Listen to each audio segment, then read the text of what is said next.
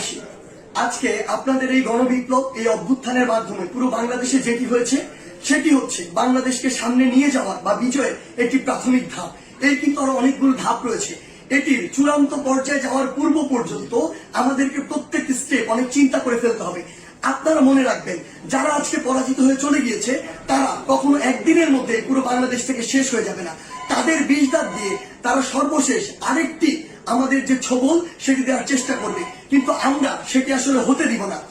আপনাদের একটি জিনিস মনে রাখতে হবে যে পুরো বাংলাদেশের যে সংখ্যালঘু ভাই বোনেরা রয়েছে তাদেরকে নিরাপত্তা দেওয়ার আপনাদের দায়িত্ব নিতে হবে। তাদেরকে যেন কেউ স্পর্শ না করতে পারে, এটি দিয়ে কোনো ইস্যু যেন তৈরি না করতে পারে। আরেকটি গুরুত্বপূর্ণ বিষয় আপনাদের মনে রাখতে হবে, সেটি হচ্ছে পুরো বাংলাদেশ, এই যে সম্পদগুলো রয়েছে এগুলো কিন্তু আমাদের সম্পদ, জনগণের ট্যাক্সের টাকায় গড়া এই সম্পদগুলো, এগুলো যেন আমরা বিনষ্ট না করি, কোথাও যেন জ্বালা পোড়া ভাঙচুর এই বিষয়গুলো আমরা না চালাই। কারণ দিন শেষে আবার আমাদের ট্যাক্সের টাকায় এগুলো আবার পুনঃপ্রতিষ্ঠা করতে হবে। বাংলাদেশ অর্থনৈতিকভাবে এখন কিন্তু ভালো অবস্থায় নেই, সেখানে এগুলো আবার গড়ে তুলতে আমাদের অনেক বড় একটি সাফারিং এর মধ্যে দিয়ে যেতে হবে। সেই জায়গায় আপনাদের প্রতি অনুরোধ, আমাদের এই কাজগুলো আমাদেরকে রিপ্রেজেন্ট করে।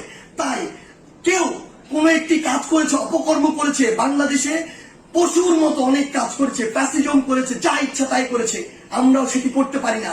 যদি করি তাহলে তাদের সাথে আমাদের পার্থক্য থাকে না, বরং আমরা দেখিয়ে দিব যে কিভাবে আগামীর বাংলাদেশকে বিনির্মাণ করা যায়। আপনাদের কাছে আমাদের প্রাণের অনুরোধ, আমাদের এই সম্পদগুলো, রাষ্ট্রীয় সম্পদগুলো আপনারা রক্ষা করুন, ভাঙচুর জ্বালাও পোড়াও থেকে আপনারা দূরে থাকুন। আমাদের যারা মিডিয়া কর্মী ভাই বোন রয়েছে তাদেরকে আপনারা সহযোগিতা করুন। সর্বোপরি আমাদের ওই চূড়ান্ত বিজয়ের পর্যায়ে যাওয়ার পূর্ব পর্যন্ত প্রত্যেকটি স্টেপ ইমোশন দিয়ে নয়, চিন্তা করে ফেলুন। ধন্যবাদ।